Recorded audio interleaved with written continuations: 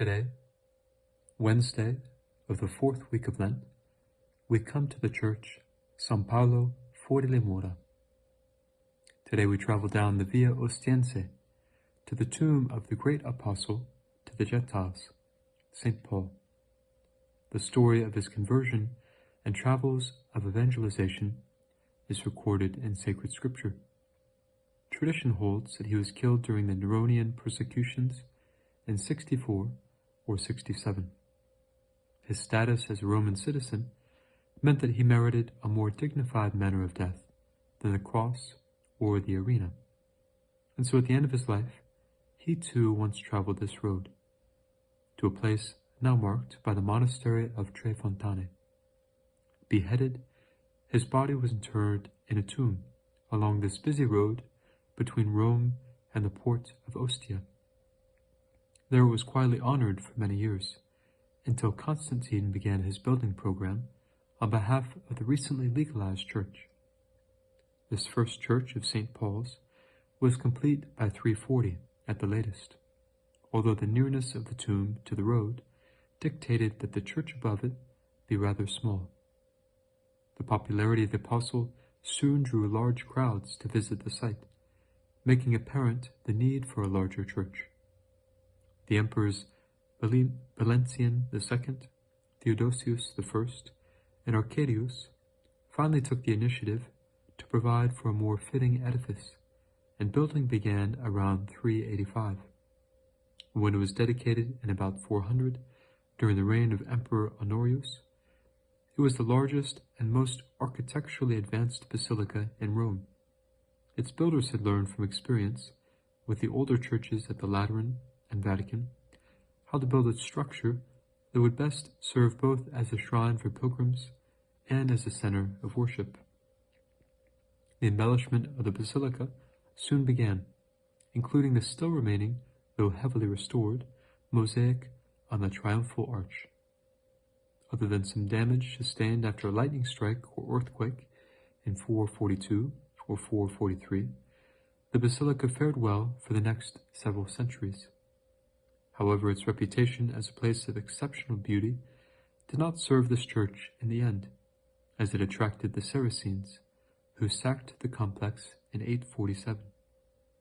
Restoration soon commenced, with a defensive wall being constructed, and the church and surrounding buildings being known as Joannopolis, after Pope John VIII, who ordered the defenses. The mid-11th century found a reforming abbot in charge of the Benedictine monastery here.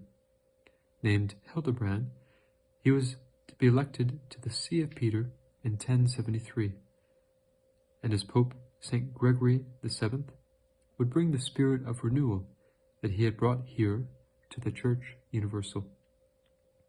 The increasing fortunes of Rome in the latter Middle Ages were felt here as well. Beginning in the early 13th century, Popes Innocent III and Honorius II began a new round of restorations and renovations.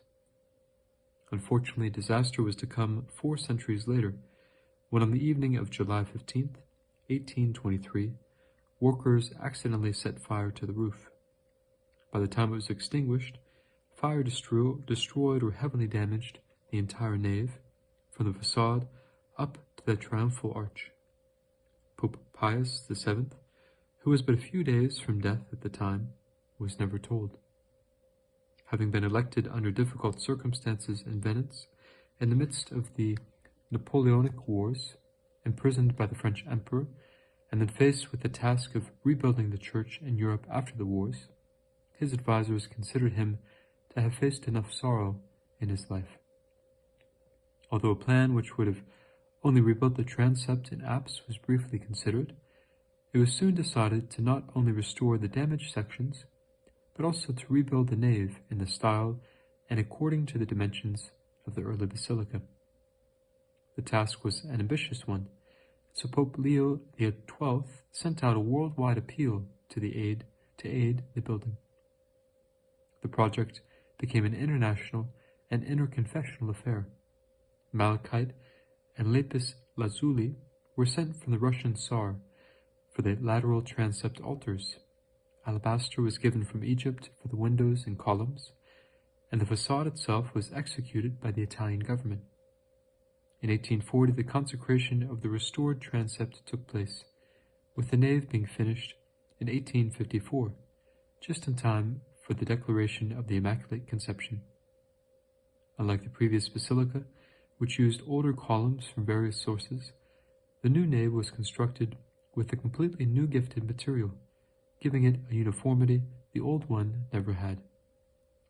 The quatreporticus in front of the basilica was finished in 1928, completing the rebuilding. Some points of interest include the Chapel of St. Stephen. The walls of this chapel illustrate the life of this first martyr and deacon, killed under the approving eyes of Saul. We marvel with St. Fulgentius of Ruspe. By the power of his love, Stephen overcame the raging cruelty of Saul and won his persecutor on earth as his companion in heaven. We also have the Chapel of the Blessed Sacrament, in which we note especially the 14th century crucifix that spoke to St. Bridget of Sweden. The apse features Pietro Cavallini's 14th century masterful mosaic, reconstructed after the fire of 1823. The Chapel of St. Benedict is fitting, in that its foremost patron of Europe finds a place near the Apostle to the Gentiles, watching over the abbey of his Benedictine sons to this day. We also see a cycle of the popes, an impressive witness to the unbroken chain of testimony to Christ's promise to Peter that the gates of hell would not prevail against the Church. And finally, the Easter candle was salvaged from the fire of 1823. It dates to the 12th century.